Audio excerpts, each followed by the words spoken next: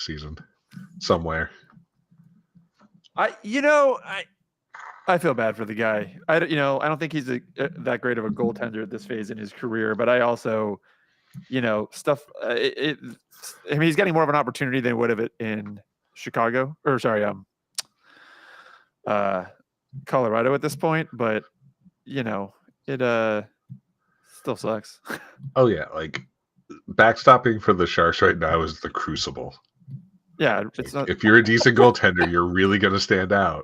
If you're not, you're really going to stand out. Yeah. We are streaming. Are you going to post a link? No. Why would I do that? Because it would be helpful. You're not going to go into Facebook anyway. No, but I'd like to see if anyone's writing while we're talking and then address it. Too bad. Too bad for those guys. It actually, I mean, they type into Restream. It comes in. Oh. I like to know that people are watching. That also is showing up in Restream. Oh. Well, fuck. Anyway, let me post to Twitter. Man, my nose is stuffy. It's not a great sign. Man, I got this lock that's stuck. It sucks. Went surfing yesterday, and you'll appreciate this, Ben. I have one of those house lock boxes that I put in the front of my car because my key is not my valet key's chipped, so I can't bring it in the water. And I used to hide it. I used to hide it in a wheel well, but people's cars get broken into because everyone does that. Yeah. And so I went out surfing, and when I came back in, there was a commercial being shot in the same parking lot, it's a dirt parking lot to my left. There was a massive Trump protest with about 400 people on the road and then doing speeches. And my car's when I went in there in the morning, none of that was there. Right. So I get in there and I come out of the water with my buddy completely surrounded by people. And I go to put my code in the lockbox and my key fob must have blocked the latch. So we sit there for 20 minutes trying to get it open. People think I'm breaking into a car, and then finally they come up and talk to me. It's fine, whatever.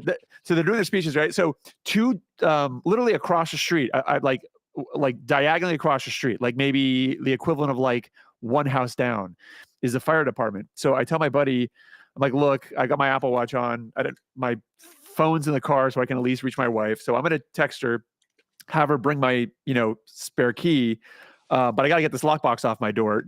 Would you mind hopping over while I keep trying to the fire department and get them to come by with some bolt cutters? And he's like, yeah, sounds good. So he goes over there. He's he's there for 20 minutes trying to explain to the fire department that I don't want you to break into my friend's car.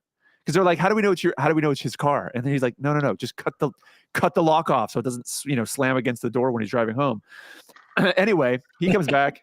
He tells me that story. I'm like, great.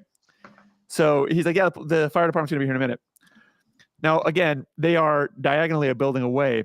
Drive over in the fucking fire truck with the sirens going. Park it with the sirens going. All the speeches stop. The commercial over there, which, that's part of what I do. The guy's cut and looks real pissed.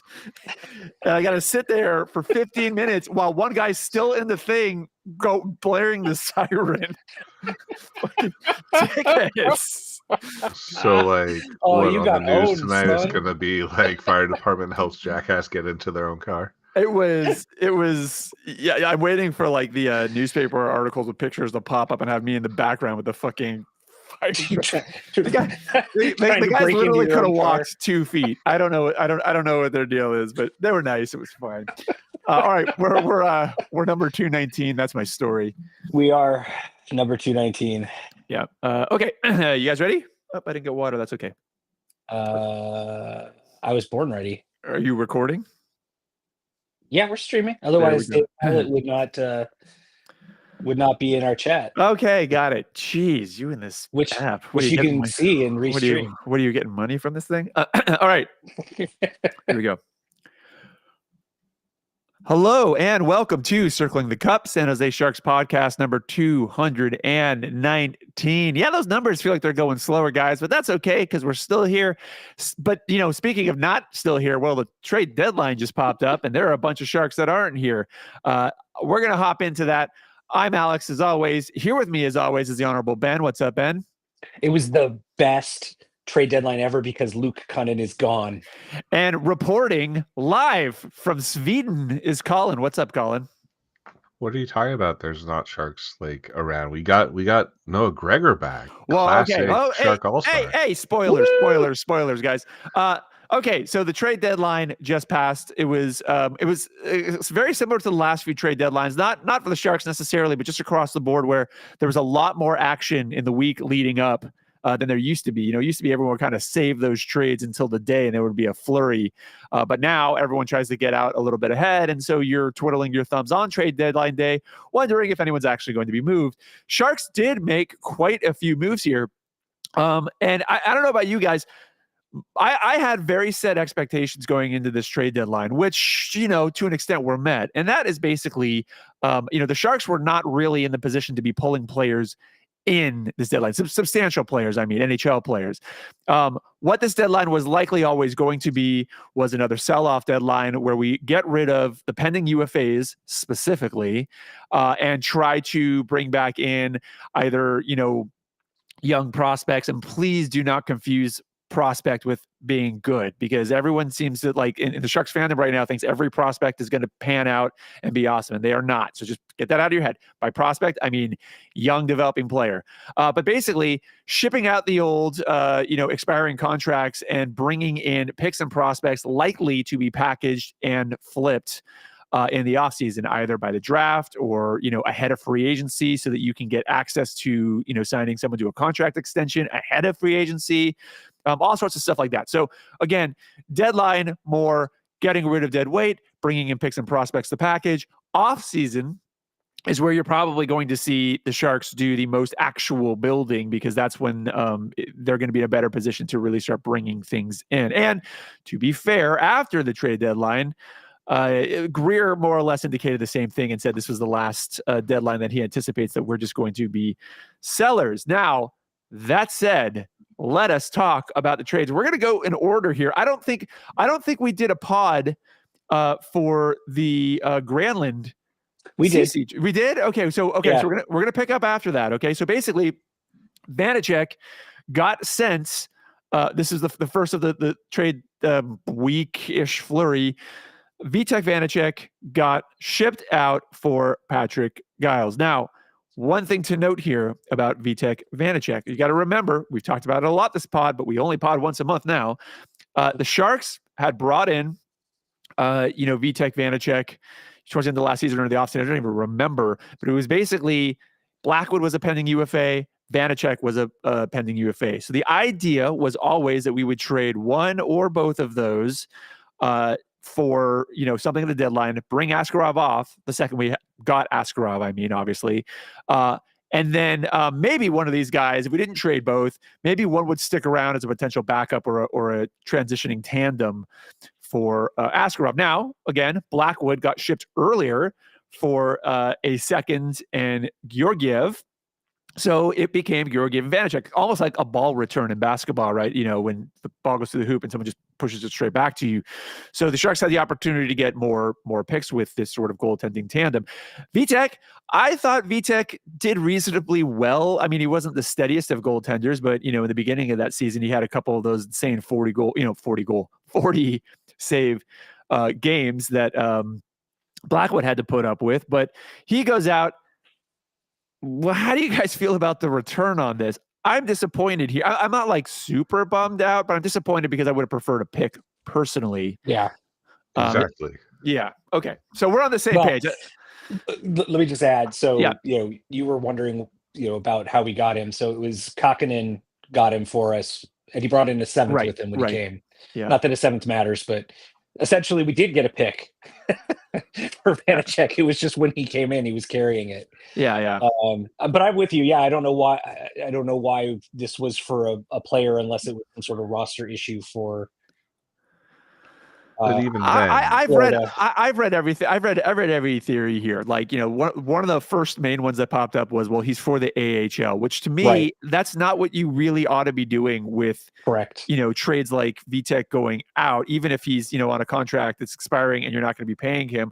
Again, your goal, yes, understand that they want the Barracuda to make a Calder run. Now, also, when you're trading away all your guys up top, you're going to have to be moving Barracuda guys up as well. Did they though? I mean, like that's kind of what I expected, right? I was hoping, this is going to be the chance for Cardwell, maybe Bordeleau. They haven't yet. Well, but they're not going to based on today's game or yesterday's game, right? Like what they did instead is they just brought Giles up instead. Yeah. So, so here's the thing: you can look at Giles and you can go, oh, well, he's 25, whatever. He's a center, which I don't really believe they're hurting for as much as they seem to think they are. But again, this is a guy not AHL player, more fourth line probably, at best. Mm-hmm. And so did you get something for Vitek? Yeah. Is that the piece you wanted? Not really. He's not going to be attractive to flip later, I think, for anyone. So again, maybe if you package with stuff, but just kind of a not the best return. I mean, not the end of the world, but not great, I would say. Fair? We'll get to the end of the world soon. I don't understand the trade. Like, yeah, I don't understand for sure what Giles is here for. Like the theory, as you say, is they really want to make sure that the CUDA have this playoff run, or he's a seat filler up at the NHL because the CUDA are having the run. But again, right? Could you not do better? I'd certainly prefer the former than the latter. Yeah, myself, because you've been holding these guys down all year for this weird reason. Why not treat the back half of the year like an extended audition? See what you got. Yeah, I don't know. Yeah. Colin, I think you were going to say something. I mean, the greater context, like the full picture retro of this trade deadline is where this return looks even worse. So like you want to play out the storyline, Alex, so we'll do that, but like when we get to the big beat, it's like, oh great, so we traded Vanacek not for a pick, and we brought in a 25-year-old center that just adds to a logjam. Yeah, like, or does this mean we're getting rid of Goodrow? No. I could see, look, is demand for Vanacek through the roof? Probably not, but I think he's a capable enough backup on a really bad team with a bad defense in front of him. So, you put a good defense in front of him, he'll probably be fine. And I would expect to be able to get at least a pick back, even if it's a late pick. But again, I mean, here's the thing. I don't mind moving him. Like he's a UFA. You got to get something for him. If this is the best you could get, then. But don't you should have been moving again. You should have been trying to move every UFA that you have right now, because all of our UFAs are old guys that are not part of the core, nor are they part of the future. So really, there's no reason to hold on to any of these UFAs. You can move on and probably do equal, if not better, if you really want to make a splash and you can convince people to in free agency. Let's get on to the next trade, because this one is even more confusing. To be fair, the only UFA technically who's left on the active roster is Rida. Yeah, right. Which I always and Georgiev, but like he's going to get waived somewhere anyway. We need Captain Tank backstopping us. All right. Well, here we go. So the next trade that occurred a little later on that day, March 5th, by the way. Sharks flip their 2028 fifth round for Vincent Descharnay. Now, to Pittsburgh, by the way. Now, I actually understand this trade. I just don't think it's a very good one, because I don't think Vincent Descharnay is particularly good. We know that Greer seems to favor bigger physical players, even though not every move that he does actually has that. But he talks about it a lot in the press. And this is a defenseman. So, we sit around and we complain about how bad the defense is. He gets a defenseman that is big and physical. Now, does he get one that's big and physical and good? No, not really. Is he fast? No, not really. Now, can he stay on his skates? Yeah, no. Right. Now, here's the deal. Here's at least the slight saving grace here is that He's only signed for one more year. I mean, it's not ideal, obviously. And again, I would hope that 2028 fifth round pick, whatever to some extent. But like, again, when you look at this compared to the last trade, which I think is what you were going to get to, Colin, is just like, is this the best that we're doing? And the question is this that I have, and it somewhat gets answered later on in the podcast. The idea with scouts is that you have people watching for players that you may want to acquire, right? Or develop, or different reasons. Or sometimes you're just scouting the next opponent just to, give you reports back in so you can set your lineups and all that kind of stuff. But what you're hoping for is that your scouts are smarter than the other team's scouts at the end of the day. Like, that's what you want. I don't want to say that I think Greer thinks he's getting diamonds in the rough here, because I don't think he necessarily does. I'm sure he's somewhat realistic about what these two guys are. Is he, though? But the scouting in general between these two trades and later trades seems real lackluster as far as I'm concerned. Colin, sorry, I know you wanted to talk about this one. Well, first you're putting draft picks out, and sure, it's a ways down the road and it's a fifth round, but like okay, here is where I feel the trades start to signal, hey everybody, maybe we're not turning a corner next season. That McKenna draft is looking kind of tasty, so we're just gonna bunker down maybe another season. We'll get there, but this is where I start to feel the storyline is turning. Not like, hey, we're going to fill up on talent and start to be a bit scary next season. More, hey, we're going to jam some more logs in there and see if we can make a trade fire next season too. I think Greer's straight up lied. This is the downturn for the trades in my book. I think my honest assessment of these two trades, I don't think they were targeting Patrick Giles at all. I think that's just what they thought they were going to be able to get up, and for whatever reason, that's the deal that they came to. Descharnais, I think, is probably someone that someone somewhere in the organization had on their radar as a potential cheap short-term pickup. But the thing that you have to understand, and you'll see this pop up occasionally, and Ben, you'll say this, and I don't necessarily disagree, but sometimes you shrug off. People will shrug off draft picks because whatever, it's a late pick, or and they're all lotteries and yada yada, and the odds go down, but they are also still a currency. So when you're if you're doing like a 1-for-1, then you're probably looking at flipping like a first or a second for a person. But beyond that, like, you can package these to sweeten and tip over a multiplayer trade, which we know Greer favors over complicated trades. So that's why some of these were actually sort of funny as well. Ben, your take on this one? I have to think that it's Greer. I don't. There's nothing redeeming about this guy. Like, nothing in his history shows that he's a good player. You've got Sheng today talking about how he brings quote unquote toughness and will protect the young guys, quote unquote. And it's like, Macklin got hammered into the boards and Descharnais did nothing. And this was his audition game. Yep. Is that what he's really here? Like, the cognitive dissonance in the media industrial complex continues to just be disappointing. That they just, are making up excuses, I think, for the org. Yeah. I don't get this. Okay, he's a right-handed shot.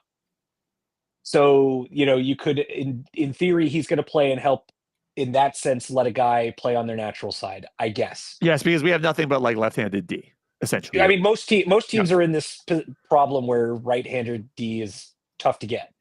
That and most of our prospects coming up are lefties as well, right? So also I true. Get it from that perspective, that they're trying to get righties to let the guys on, play their natural left end, and getting a good righty's hard.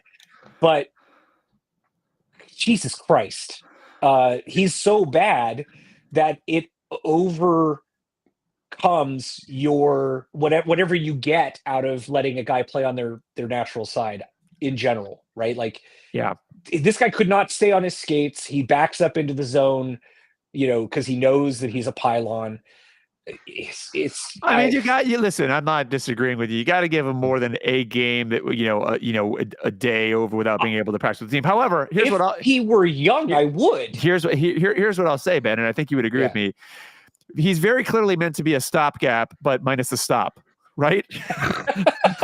Because I don't think the org looks at this guy. I mean, they better not be looking at this guy as being anything other than we moved out CC. We need bodies. We don't want to move Caglioni or one of the more of the young guys up quite yet, because again, we do sort of want to have them push on the AHL side. So, but again, is this the trade we would make? No. Is it the worst trade in the world? It's not great, but it's not as bad as we're going to get. I mean, only because yes, we're getting there. It was a fifth. Yeah. Kind of who cares? Multiple drafts away as well. And by that point, the Sharks are ideally in a place where that fifth is not a great pick to begin with. Okay, next trade a whole day later. This one was called by the actual person because he had been saying all week, I'm pretty sure I'm getting traded. Sharks flip Nico Sturm and a 2027 7th round pick to the Florida Panthers for their 2026 round 4 pick. Now, here's the thing. You would have thought this would have just been part of the other trade. But clearly there was something else going on. Either Florida needed to figure something out or things just didn't come together that way because, obviously Vitek and Sturm going a day apart. At least they got their friends. I'm assuming they're buddies. They know each other. So now they got someone to room with. But yeah, Nico's traded out. I think again, he saw this coming. I think we saw this coming. I think it's totally fine. It's a good return. What I do want to say though is this. I like Nico Sturm of the Sharks for the time that he was here. Maybe a little less in the last year in particular, but Nico was the right type of player when we brought him in. He had a really good work ethic, a really positive attitude. He displayed, if you watch all the interviews and stuff like that, he definitely had some leadership capabilities. Was he the best player in the world? No. Is he the Sturm that we will all remember? No, that would go to the other Sturm. But at the end of the day, he was fine. No relation. Now, once they started piling up multiple versions of him as a player, that became a bit of an issue. But I do thank Nico Sturm for coming in and doing what he was doing during a really, really rough period. What do you guys think of this trade? I want to go. So this is proof that you can always find a Nico Sturm at a trade deadline when you need one. You can always find that, third, fourth line center who can bring size and, not totally shit the bed. Yeah. And this isn't something you should be trading away like good assets for. Yeah. Not to foreshadow anything. Yeah. Wait a minute. Alan, what could you be talking about? I also think a fourth is not good enough. Like, I think a fourth is more than fair. I do too. For Nico Sturm, not a very good player. I think Nico by himself. Yeah. Sure, I think we got what we needed from Nico like the first year and a half he was here, and then that was kind of it. So I agree with you, Ben. I think a fourth is totally fine here. Yeah, I think getting anything for Nico is great. It's sort of the same thing as with Vanacek. He's going to be out of here one way or the other. So get anything you can for him. And is a 4th round pick great? No. I mean, your chance of getting an NHLer out of 4th rounder is pretty low unless it's Luca Cagnoni or Noah Gregor. But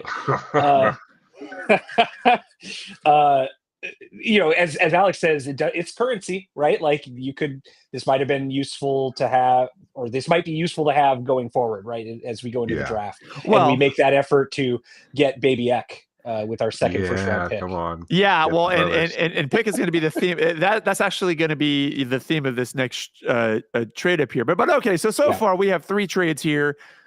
We like the Nico. We generally like the Nico Sturm one. The other 2 we don't necessarily have problems with the trades themselves. We just don't particularly like the return back, but it's not like end of the world type situation.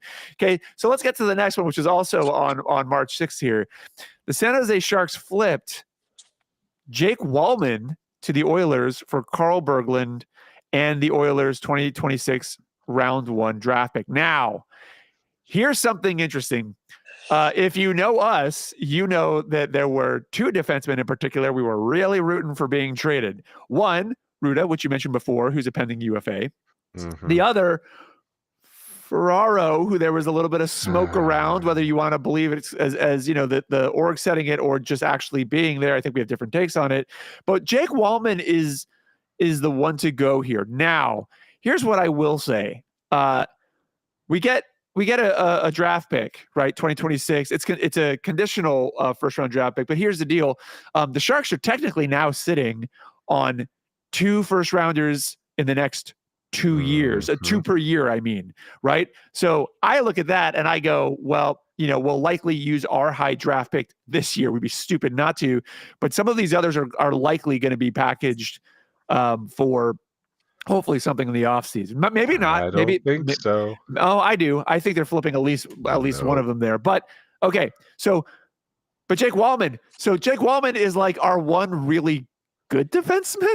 Now, if you'll recall, and again, you can buy this or you cannot buy this. It was rumored that Jake was one of the players that Warsofsky was talking about when, you know, there were a bit of personnel issues in the locker room of staying up late in video games and all that crap.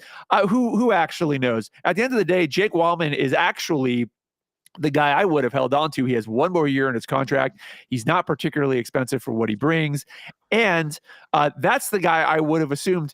Is he the future? No, he's 29. But he is a great bridge player for the transition in terms of providing stable defense and mentoring the D. Now, what we get back, again, we get a pick, we get Berglund, but Berglund's not really, you know, we already have like 20 of that player. So again, this is the thing that I see as this trend that continues to freak me out is for every good thing we do, we bring in 50 of the same guy. And that's after that same guy hasn't really proven to do anything for the franchise. So intensity. I don't think this is the worst trade in the world because we get that first back. Yeah, we're getting. But again, not. This is not the trade I would have made. What do you guys think? Of the trades we made, the return on this one's my favorite. I would like to believe that this trade shows that the Oilers aren't total idiots. Right. You know, Greer was trying to push Ferraro, and you know they looked at any game and went, "Oh no, we'll take Walman instead if you want a first." So Greer claims this was, you know, there's 2 trades. We'll get to the other one in a second. Greer claims that this is one of the 2 trades that was not like premeditated. Like they were not actively looking to necessarily ship Jake Walman out, that this one materialized. And I believe that in this case, we do know that the Oilers are looking for that type of player. They likely reached out. I'm shocked that the Sharks couldn't make that Ferraro, but their asking price sounds like was way too high. Although their asking price included a first supposedly, and they got a first back here for Jake Walman. But that's what I'm saying. So we'll see. Is they were trying to but Jake Walman is worth a first. Yeah. So like they're trying to shop Ferraro for a first, and the Oilers were like, "No, we'll take Walman instead." Goose. Yeah, which it makes sense for the Oilers. It's not. It doesn't. I don't want to say it kills us, even though our defense is awful without him on it. But, you know, at the end of the day, again, we probably were only going to hold on to him for another year or so, and we get a first back. So my overall feeling on this one is I would not have traded Walman myself. I would have reduced my demands from our Ferraro and sent him to sabotage the Oilers if possible. But I actually don't hate this deal. I don't like Berglund. I think that's a shitty throw-in player. But you know, you get a first rounder. Yeah, it's a late first rounder, but whatever. He also walked in with a second rounder, right? Like Detroit paid us to take Walman in the first place. and this, along with, as you say, Warsawski's sort of veiled comment suggests that Walman is a disruptive influence in the locker room. One team paid us to take him, and we didn't want to keep him. So I don't hate it. Yeah. I like that we have an extra second and an extra first for a few months of Walman. I think that the team today would be better with him. Yes. I think the team next year would be better with him. I think in the long run, this is a good return. The reality is, whether you like Jake Walman, whether you think you would have held on to him, you cannot deny that the entire Jake Walman tenure was incredible asset management. By Greer, because to your point, we got him for nothing and something, and then we ended up flipping him for a first and a younger player, but whatever. Like Greer gets a boner for two things. On the one hand, it's toughness and size. The other is you'll let me have this player and you'll give me assets too. Like, I don't know how he manages to do that, but it's worked. So you can go through other people's couches and be like, "Hey, a Walman, you want me to get rid of this for you?" Yeah, I mean, you're going through the couch because he's playing video games all night on that couch, apparently. Yeah. Okay. So we're all aligned there. We're actually fine with this trade. We just, it wouldn't have been our preference that Jake be the one going out. Correct. But him going out is not a problem because, again, we got him for nothing. It was a short stay and we got a good return. So great. All right. Let's go to what I'm assuming is everyone's favorite trade of the deadline. And this happened the next day on March 7th. And that is Luke Kunin was shipped over to the Columbus Blue Jackets for St. Louis's 2025 fourth round pick, which Columbus had. Now, there's actually behind the scenes video of this where you can just see Columbus's overvaluing of Luke Kunin. But the thing that I like about that video, if you haven't gone back and watch it, is I'm not super surprised, not because of Luke himself, but because part of the reason why they were excited or okay is because they had worked with him, members had worked with him before, right? And it is something that goes on in this. I think sometimes we forget that there is a human side of it. And so, like, if you've coached someone, if you've worked with someone, even if it was a long time ago, you will have, there'll be biases there, right, that have been formed based off of your experiences. This is likely one of them. But hey, we didn't re-sign Luke Kunin, which is something was likely to maybe occur. Please be careful how you say that. He is a free agent after this year. Yeah, so is Granlund, though. So is Granlund. So, we'll see there. But yeah, I mean, you guys go ahead and talk on the trade if you want. We got a fourth round pick for the literal worst player in the NHL, not named Barclay Goodrow. So here's my hot take. I don't like this trade. Columbus has suffered enough. All right. Columbus has been through enough. Did you feel the air get sucked out of the room the second? Like, I feel like you could. I know you're listening. You're not watching us, but I feel like you could visualize question marks. I'm hovering over the button that popping says up. "Remove from the stream." Careful, Colin. Seriously, go ahead, Colin. Okay. Think of all the suffering and heartache that Columbus has had this season. Think of the trauma. Okay. And you're gonna have Kunin with a breakaway in like a playoff game, maybe, where it's like that's the season on his stick.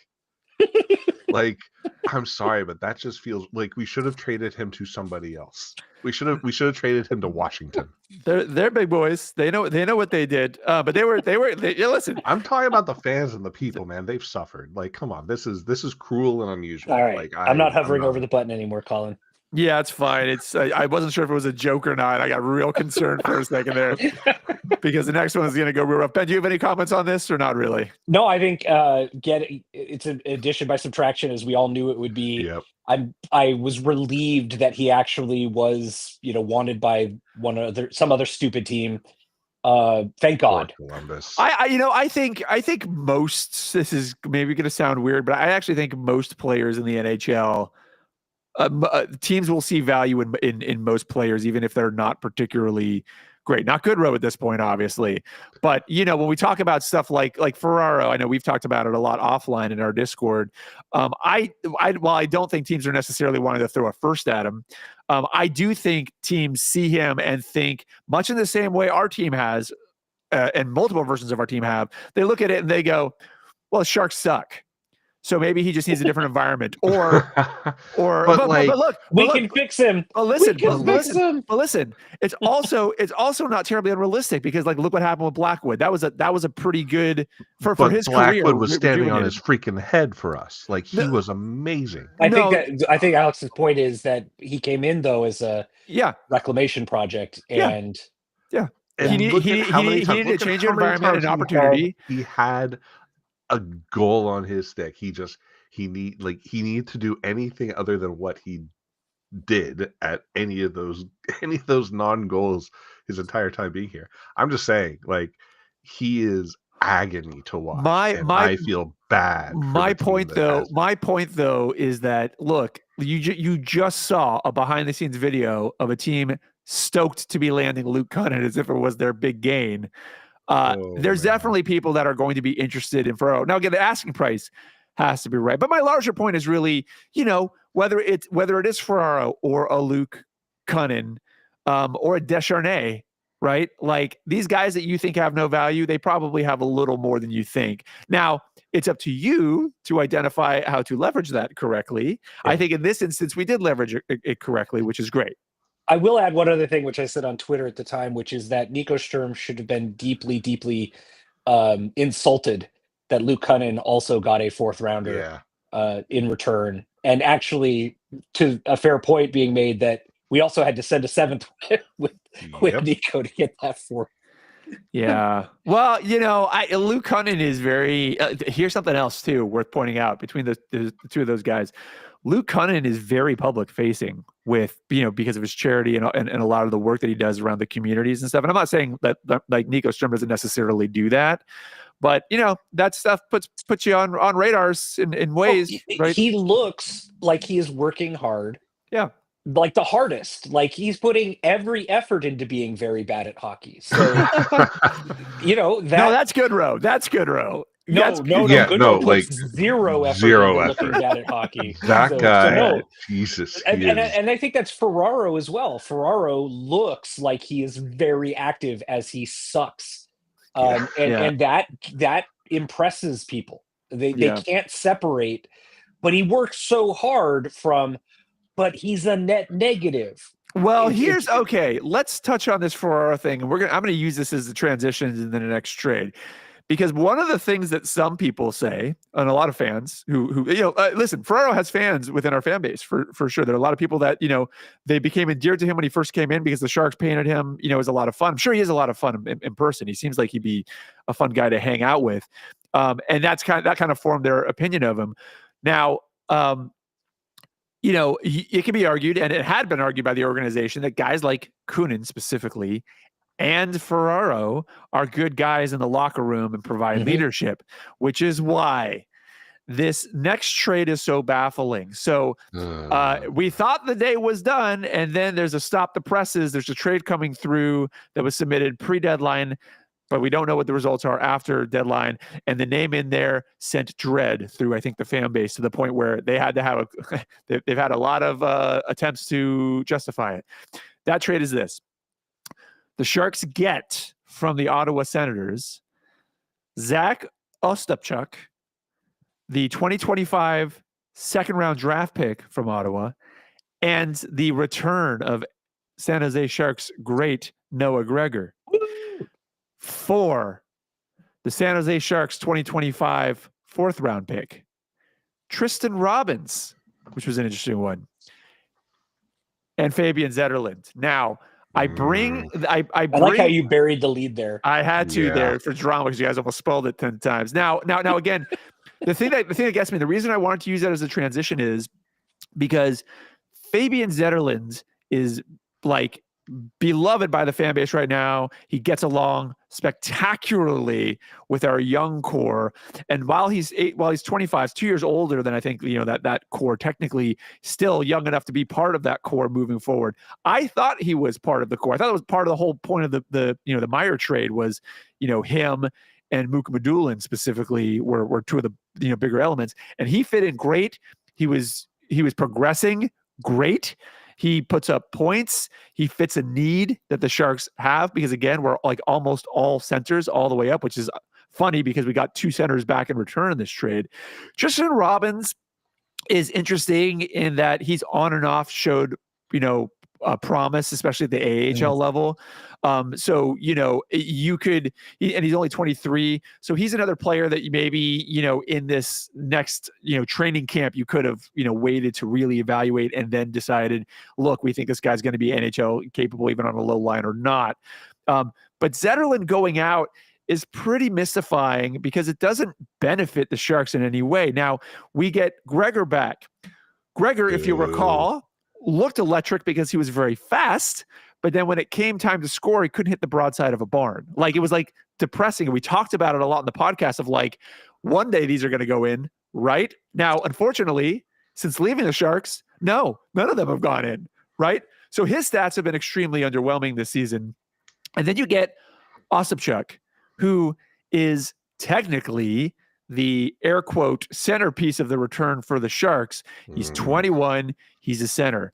His stats do not look particularly great. Post trade, it is made pretty clear that the Sharks were not actively shopping Zetterlund, but when Zach got thrown into the pile, it became too tempting to turn down because he projects, as far as the Sharks are concerned, I haven't really seen anyone else confirming this, as a third line center, so that, if you eventually move Smith back to center, which we can also talk about whether or not you end up doing that long term, you have down the middle Celebrini, Smith, and then you have Osipchuk. Now, I would have said, I'm sure you guys would agree, and I'm going to turn it over to you because I know I'm ranting here, but I would have said I would much rather take a guy who, while we put on the third line occasionally, is really a quality and young and cost-controlled, because he was going to be an RFA, second liner, over a maybe ends up being third line capable in a couple of years. And not only that, the last thing I'll tee up for you guys is there was a little bit of smoke ahead of time that indicated that the Sharks had reached out to Zetterlund twice for an extension. The first time they were kind of told to wait, and then they came back again. And apparently the ask coming back was way too high. Now, I would say too fucking bad. I'll take you to arbitration, bro, because the Sharks can do that. But they opt not to. I know you guys are not going to like this trade, but let's go Ben first, Colin, since I think you jumped in first on the other ones. Ben, I know you're going to tear this one apart. Go nuts. You're wrong. I just dropped this to a thing of Barracuda, look, and not the San Jose Barracuda. Again, I wouldn't make this trade because I think Zetterlund has a lot of value as a not just a bridge guy, but as a guy who because he's a little bit older, is kind of an anchor for the young lines. Like, anytime you need to up the scoring in the first or second line, you drop Zetterlund on it. And that's not, to me, necessarily to say that Zetterlund is an amazing player. He's very good. He's relatively young. He's been growing with us. I like Zetterlund. I wanted him here. But I don't care that much. You get a second rounder in return. You get a younger player. Fine. Tristan Robbins is never going to be an NHL player. Fourth round picks generally don't turn into NHL players. Okay, you better do something with the return. Is kind of where I'm at. I don't think Ostapchuk is a guy who's going to be much. But I'm willing to sort of wait and see, I guess, a little bit on him. My main hang up on him is I've seen some of the brain trust so-called say, oh, he is Zetterlund, just younger. And to which I would say, well, no, because at age 21, Zetterlund was scoring, half a point per game. This guy has scored like 4 points in 60 games or something like that. But can I 43 games. Can I throw another element into it, Ben, though, and as to why it throws me, and I'm not like crying about this, but like, aside from the fact that Zetterlund's basically cost controlled, aside from the fact that he's been progressing, aside from the fact that he's young enough to be, a part of the core for the next, couple of years, at least for a bridge, right? Yeah. The other thing is, from a morale perspective, he's very good for morale, and to move him here now, I don't want to feed this fire very much because I do think it's somewhat true, but also somewhat bullshit. But right now, one of the things that the media immediately did was try to interview Eklund every 5 seconds because they're like best buds. And Eklund declined because obviously, what's Eklund going to say? They're obviously fishing for like, how depressed are you, and does this make you want to leave? And I'm glad that he didn't really play in that game, and I'm glad that Wenberg has kind of stepped up and tried to deflect there, which is nice considering he just got an alternate captain. So glad that they gave Wenberg the A. By the way, like I say that I'm not sarcastic in any way, sense, or form. I think he's a great choice, one of the best pieces that Greer has brought in. I do want to point out, before we transition to Colin, who probably will tear this trade apart, is that Zetterlund is a little bit of a mirage. He does not drive play. He is a passenger on the lines that he's going to be playing on. He has a good shot, and he has high energy, and he hits people. To me, he's what Greer claims he wants, right? Yeah. Like, here you have a guy who does use his body, who does hit. If I'm Greer, I don't move him because he provides that. You don't want to lose him for nothing, but you've got another whole trade deadline, before you even have to worry about arbitration. So I don't really get it. But if they wanted, if they see that under the cover, he's not really actually providing value that they want to see, okay. Fine. But hopping back up to it, again, I look at it from the perspective, and I see what you're saying, Ben, which is why I'm not like necessarily like in shambles over it. But I don't see how moving Fabian Zetterlund specifically, especially with Stern, improves really any angle of the team for the next 2 years. And the thing the thing that disappoints me about that is I have been one of those people since I first saw Celebrini play in that first preseason game in person, who immediately said, oh shit, I think we might be a little bit more ahead in this rebuild now that we have Celebrini. So to me, knowing that this trade deadline was going to be offloading some of the dead weight, which we didn't offload enough of it, if you ask me. And knowing that this offseason was likely going to be really when you start that like aggressive pull in players and build, which now you can do because you have Celebrini and you have Smith working, right? Like suddenly things start to get a little bit more appealing, even though they're in last place for teams that, players that want to be here for a little bit. You move Zetterlund, and to me, I don't necessarily think it shoots back by any means, but I thought with Zetterlund, next year we could actually get, if we did this offseason correctly, if we got the right type of players, then we could be pushing, for at least a wild card spot earlier than we were hoping. But now that you've moved him, there's a hole there, and I don't see that being filled immediately, especially not by Ostapchuk. I do think that this suggests that Greer is operating on a slower timeline than he is. He seemed to make that clear. He wants to get another, 1 or 2. I'm telling you. Yep. Exactly. And I don't think that's wrong. I mean, I don't think guaranteeing we get one of the top 2 players in this draft is the wrong way to go. But I think you can get there with Zetterlund still on the team. There are other there had to have been other ways of doing this, and again, like we already know what Noah Gregor is, so like why would you even really want to pull? I'm not trying to be like an asshole to Noah Gregor, but whenever you get a returning player in, and we have before, and sometimes it's been great. Like we had Oslunch come back, right? We knew what Oslunch was, and that was totally fine. Like every now and then that's okay, but Noah Gregor is not one of the ones I would have pulled in. In fact, actually, when I saw Zetterlund was traded, I was jumping to who else we had? What is Norris still on over there? I can't even remember, but I was like, Norris got moved. Actually. Right. Yeah. But see, I was looking like more like that direction, I guess. This is, again, it's really more for the second round in Ostapchuk. And if you listen to the post trade deadline, interview, they're saying exactly what you just laid out, Ben, which is clearly that the timetable that I was optimistic about is not the timetable that they are looking at, or even if they are optimistic, they're not letting that change anything that they're doing. Yeah. And they were not looking to move Zetterlund, but they felt that this was an offer that they couldn't refuse. And I guess they had been looking at Ostapchuk, before. Colin, sorry, it's a long time to wait. So yeah, thank you for covering the point I was going to make that I had begun setting the seeds for at the beginning of this conversation. It's exactly that. Like, to me, this trade says prepare for next season to be another pile of losses.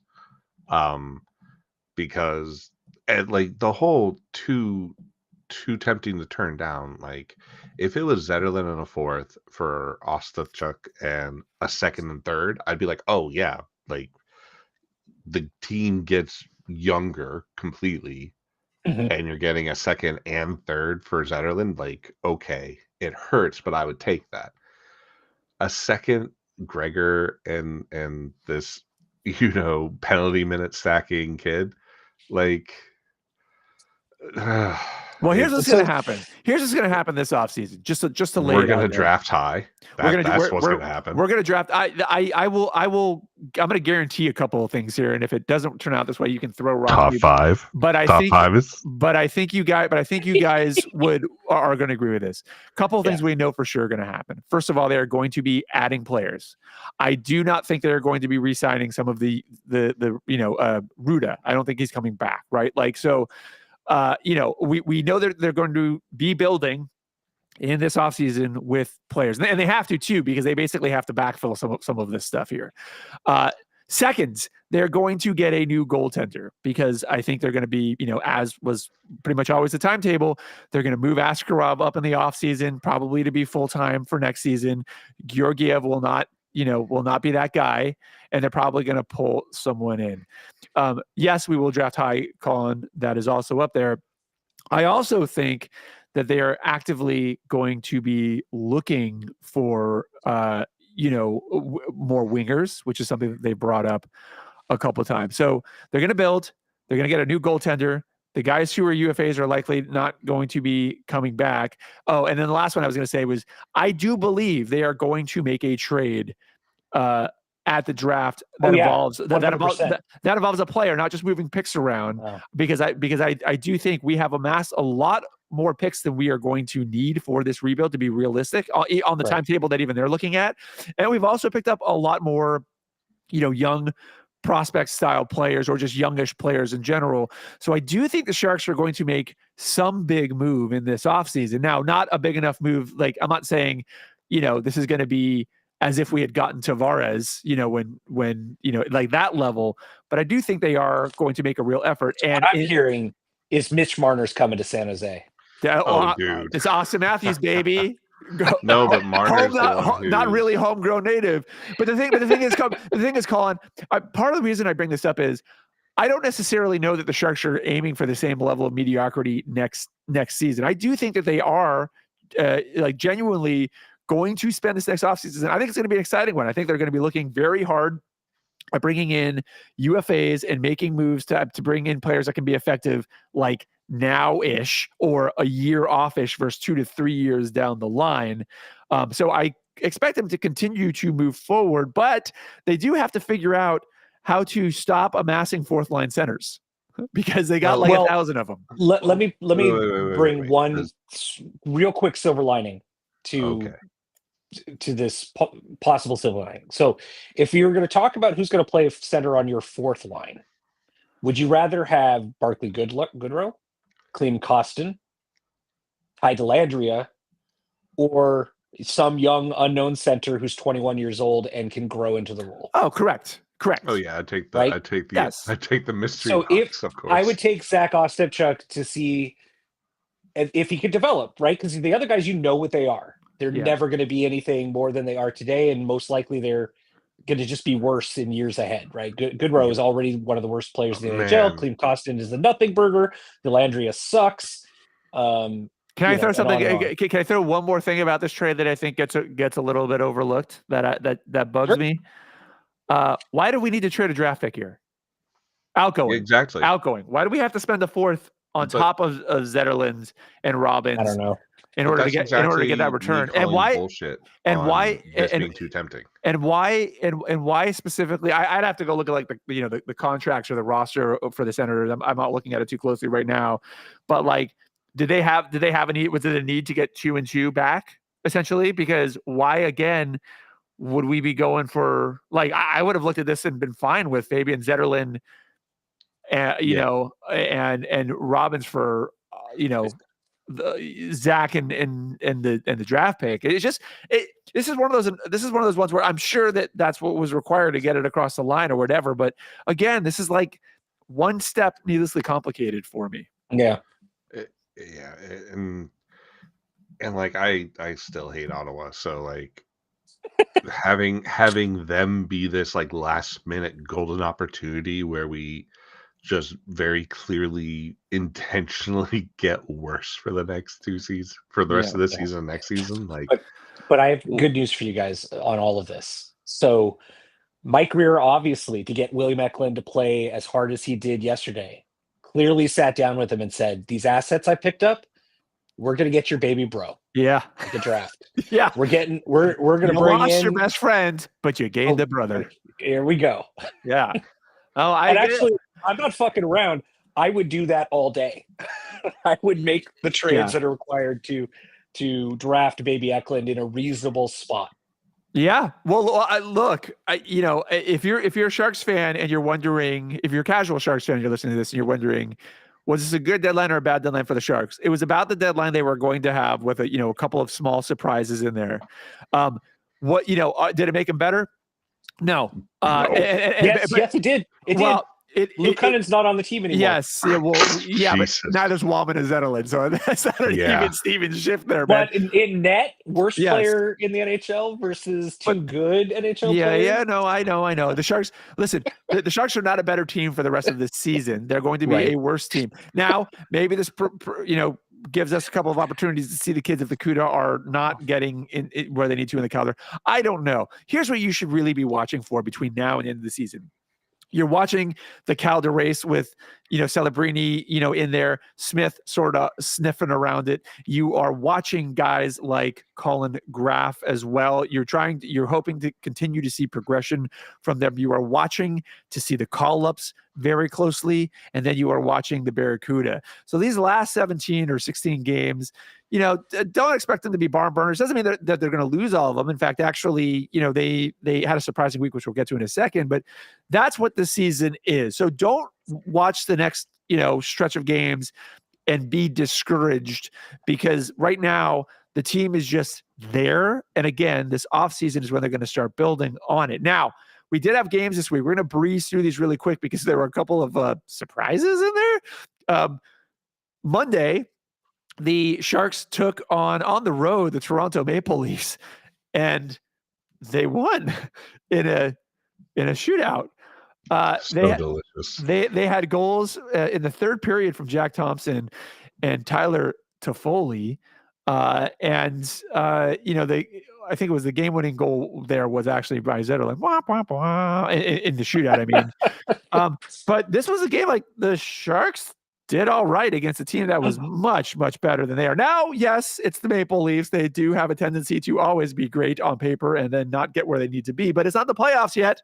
So we're gonna use this end of 8-game skid as a positive. Do you guys have any comments on this game? I'm guessing probably not a lot. That's actually where Grier decided Zetterlund had to go. He fucked up the tank.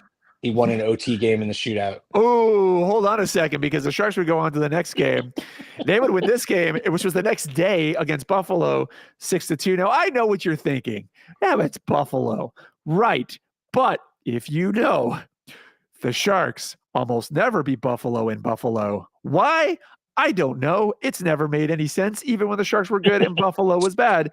But they got goals from Liljegren, Nico Sturm, William Eklund, Macklin Celebrini, Will Smith, Tyler Toffoli. This is the game that led to the infamous sleepover picture where Will Smith basically bet that, it said that if they all, Macklin, Smith, and Toffoli all score in the game, then Tyler Toffoli has to have a sleepover. And they did it because we just have the most adorable kids there. This is probably the last time that Eklund was truly happy as well. But that was that game. I will say this in both these games, and this has been a great upward trajectory since moving Will Smith out of that center position. He has gained his confidence. It continues to gain, and he is looking better and better, and he's looking like the player that we've needed him to be, and it looks like he's finally starting to get there, which is great. He's played as well as Celebrini for about a month now. Yes, and I want to point out how happy they are on social media, and the reason I want to point that out is because there will be a time when money starts to factor into this stuff, and having these guys go from rivals to what seems like literal inseparable cute best friends is a good thing, guys. It's a good thing. Yep. Okay, 2 more games. Well, the Sharks lose the next one 7-3. They would get goals from Zetterlund, Celebrini, and Eklund. So Celebrini continues his tear. That guy, despite missing a month, wants his Calder, and I think he's real close to getting that. And then they would, post-trade deadline, lose against the Islanders. I will say they lost this by a score of 4-2. They outshot the Islanders 40-28. They got goals from Kovalenko, who's returning, and Will Smith. I would have thought they would have gotten absolutely thumped in this game, and they didn't. By the Islanders? Well, the Islanders. I would argue the Islanders have a much better roster than the Sharks do. Would you not? I mean, yeah, but they haven't been playing like it. This is post-deadline, so you've lost Zetterlund and you've lost Wallman. To outshoot them and to lose, I mean, I'm not saying it was a great game, but I don't think the Sharks played as bad as I was expecting them to play, especially with that, our new defenseman in there. I thought he was terrible, and the Sharks were still not great, but all right. He was terrible. He was terrible, yes. Yeah. So I'm not saying, post-deadline Sharks are good, but I thought they would. I watched this. Really dreading watching this one. Can I make another point about Will Smith real quick? Yes. He's outplaying Logan Stankoven, who just, was the key piece in the Rantanen move, and then signed to a massive contract to stay in Carolina. And that's, to me, that's pretty fucking impressive. Yeah. And he's bigger. All right, 3 stars, guys. I'm going to go first on this one because I usually go last here. I'm going to give my 3rd star to Vitek Vanacek for no. You laugh. I don't think Vanacek had as bad a tenure with the Sharks as other people do. I think the Sharks have a shit defense. I think he had good games, bad games. You have to remember, Vanacek is another one of those guys that was kind of brought over here semi-reclamation. He played his way out. He got us what we needed. I'm very happy. Well, not necessarily with that. What we didn't really get us really. I thought I got a draft pick. I got confused there for a second, but either way, I applaud him. I think this has been a tough team to put up with if you're a goaltender, and I think he did an admirable job. Given and the fact that he's played himself in a position to maybe backstop a cup run, great for him. My 2nd star, for similar reasons, is going to go to Fabian Zetterlund, who it was a short tenure here, much shorter than I thought it was going to be, but I appreciated everything he did, and I really appreciated the entertainment that he brought in what was otherwise, some pretty tough seasons. And I'm happy to see that he's continued to, grow his game a bit, and I wish him the best of luck. And then my 1st star is going to go to Will Smith, 1, because of the bet, but 2, because while Celebrini and Eklund also had, great periods while we weren't podcasting. Again, I was one of the people who was hard on Smith, not because I didn't see where he was going to be, more because I was frustrated with how the Sharks were trying to get him there. But now he's at a point where you can just see the confidence is flowing. His passing has gotten creative, but a little not quite as risky. Still risky at points, but he's young, and his shooting is kicking in. And again, he's becoming the player that we need to be. So those are my 3 stars. I'm going to force Ben to go second. Excellent. Oh. All right. So my 3rd star goes to Tyler Toffoli for putting up with the bet and agreeing to do it and agreeing to let those pictures be taken, because Oh my God. Yep. I never thought I could like a guy who played for a cup winning Kings team, but I genuinely love Tyler Toffoli and what he brings to this team. I do too. And when Greer trades him in the offseason, I'm going to be super you. upset. He's not going to. I think Toffoli is going to wind up either retiring or near retiring as a Shark. I mean, I hope so. Again, like there are things that I think the team should do that clearly are in contrast to what Greer thinks should be done. My second star is going to go to Will Smith for organizing the sleepover, but also for playing out of his goddamn mind for the last 3 or 4 weeks. Just fucking climbing up the rookie season. I mean, he's already done this year what we saw Eklund do last year, which is come in, struggle a bit, and then figure things out. And to be 19 years old and do that right out of college is more impressive than I think people understand. I mean, the guys who are, again, who, he's fighting with in the scoring lead besides Macklin, who should win the Calder, are all older, right? Like they've had a little bit more time to develop. So anyway, I love Smith. Number 1, Macklin, obviously, because he's the best player on the Sharks. Done. Yeah, I just can't give him the first star every week. But I will otherwise. You know what? I'm going to do that going forward just to piss you off. It doesn't piss me off. I like Celebrini. I don't know where's this coming from. I was the one that saw him. I was the one that saw him and immediately ran to the podcast and was like, "Guys, this is like effing Gretzky. We got a Gretzky." And then you just never give him any stars, and you're giving us these rules saying we can't give him stars. I'm giving him a crap ton of stars. You know what, Colin? Get off this. Colin, give Macklin all 3 of your stars.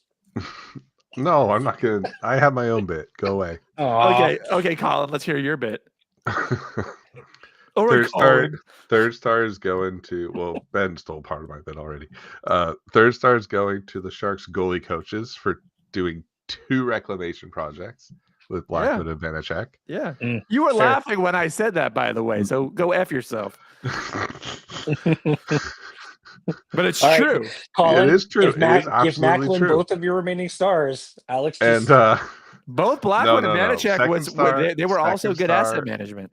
Go ahead. Is second star is going to the tank admiral himself, Greer, who is just showing us he is committed. Like he said, you want to see tear down? No. I'm going to tear it all the way down. You like this Zetterberg guy? No. That looks like structure to me. Let's tear that down. You like this Wallman guy we brought in? He's gone. Yeah. He's like, I am drafting top 3, boys. Nothing lower than 3, and we're doing it back to back. First star is going to player Papa Toffoli because he's exactly what these kids need, and it's perfect. And I'm with Ben and all the other Sharks fans. It's like, I love this former King. It's terrible. Well, here's the thing that I think is worth pointing out. He's not driven to go anywhere. He's won his cup. He understands his role, and his part of the reason that he signed with San Jose is because his wife's from the Monterey area and they wanted to be closer to family. So it's actually the perfect situation for a guy who otherwise might start getting restless because I want another shot. But he moved here not necessarily for, he knew what he was getting into, and it was more about the situation. And I think it's a good reminder. I know we brought this up a lot in the past when it comes to UFAs and other stuff, but for any other human being, that stuff does factor into some of the decisions. It is not always just money. I was going to say, though, when we talk about, this isn't necessarily third star related, but we talk a lot about the assets that Greer has put together and an expectation that he's going to be able to use them in the offseason. I want to bring a little bit of caution to that conversation because guys don't want to come to San Jose in general. Well, the taxes, it's tough. They didn't grow up here, right? The people in UFA go they use the Sharks as leverage essentially against the team they really want to go to, like John Tavares did. So we do need to pump the brakes just a little bit on he's gonna solve everything in UFA. But this is why, and this is something that Doug Wilson did a really good job of, whether you like Doug Wilson at the end of the day or not. Doug Wilson created a culture that once you got here, for any reason, whether you were playing here or you knew someone playing here, like and you see it now, every ex-Shark pretty much vouches for the organization in the area. So building that culture is so critical, which again is why trades like Zetterlund, it's a business, well, there you go. Are a little baffling, because what you don't want to do is anything that's going to upset that culture. And I do think Greer, when you listen to players talking, especially this season, I do think Greer is doing an all right job with that so far, but you got to continue doing it. But you're absolutely right, Ben. It is a challenge. We have a very difficult higher taxes. Well, the travel is much more brutal. Higher taxes, your paycheck is further. There's actually stuff, I don't know if you've been reading this, but there's actually a whole bunch of stuff that's popping up around the next collective bargaining agreement that is being pitched to try to nullify that as a problem. And we'll see where that ends up. Of course, that depends on, what happens with Canada as a country. But it is difficult. But again, I think when you've got guys like Eklund and Smith and Askarov and Celebrini, like this is not a situation where the Sharks have, like one guy, like there's Bedard, right? There's Bedard. And then you're kind of like waiting to see what else. Here, the Sharks have what is likely to be a franchise, goaltender. Definitely likely to be two, well, at least one very obvious generational player, maybe even two already there, and a really good, they have good young prospects and players in there. Star to support. So they are Schaefer or Misa to join them this year. So right, so they are. They're not in the worst position in the world. No, I agree. I'm not worried. I know this pops up and not just from our listener Dave. It does pop up like the Sharks should bungle this and end up like the Sabres, but I don't see that right now. I actually see the Sharks progressing very well. While there's a move in there we dislike out of every 2 or 3 right now. The reality is, with bringing in Askarov and getting just with Celebrini, Smith, and Askarov, let's take Eklund out for a second. That's a pretty strong 3-guy core to start building around. Yeah. So I think bigger actually is that the thing that has always hampered the franchise, even with generational players, is not having an equally great defenseman. Yeah, and I think the Sharks have that in Dickinson already. And if they could bring Schaefer in as well, holy shit! Like, it could be amazing. But to Ben's point about people using the Sharks for leverage, the thing that this offseason is going to be is very entertaining because, Marner is going to be looking for some money, and the Sharks do have just multiple truckloads of cap space. They have to get to the floor. And they have to not blow it while they're doing that. And there's the other point. Oh, yeah, go ahead. Well, the point on culture is to Alice's point, the organization has brought back the elder statesman from the previous successful, like, crazy long run. So, you look at Thornton and Marleau and company who are known around the league and are respected and liked, and you think, maybe players who know these guys or like younger players who have had some interaction with them would want to come and be part of the organization where those guys are hanging around. I think we are about a season or 2 away from having an off season where players will be jumping to an extent, even with the lower paycheck. Caps going up and all that kind of stuff. But like, I think we're getting back there, people. Yeah. Like, it's very clear, and most of the pathway is there. It's really the supporting cast that needs to be worked out. Yeah. But the core, which is the hardest thing to get, we have a lot of good there already. Mm-hmm. All right. You can listen to this podcast on the Apple Podcast app. You can rate us 5 stars if you'd like, or whatever you want to rate us, whatever. No, 5 stars only. Yeah. I heard they only let you do 5 stars. You actually have to rate them 5 stars first before they let you rate them 1 star. So just go ahead and put 5 stars. Is Android people, Spotify, I think. Also, you can check us out on the web at circlingthecup.com. Yeah, we got a Facebook. I can't get into it, but it's there. Oh, no, I can get into it from my account, but not its account. So if you do write us, we will see it. We just haven't posted these live things. And so if you have questions, always write in. And of course, from the other socials, you got Ben doing whatever the hell Ben's doing over there. What are you doing over there, Ben? I mean, I'm at Circling the Cup on Twitter. I'm Ben CTC at Blue Sky. So I'm not doing as much on Blue Sky because I'm trying not to annoy all the people who have mistakenly followed me back within the history and science communities. But I'm still my same old charming self on Twitter. Oh, there's only one Ben, folks. Thank God. There's no two Bens. If you thought that this was like a Batman Bruce Wayne situation, you're getting what you pay for. No, there's that one that played on the fourth line for a bit. Ben Smith. Oh, that right. Ben Smith. Wow, I forgot about that one. Boy, I remember how excited you were to get a Smith jersey there. Oh yeah. All right. Oh, you actually can get a Smith jersey now too. Okay. Well, that concludes the podcast in the worst landing ever. You can say bye-bye, guys. All in for Mitch Marner.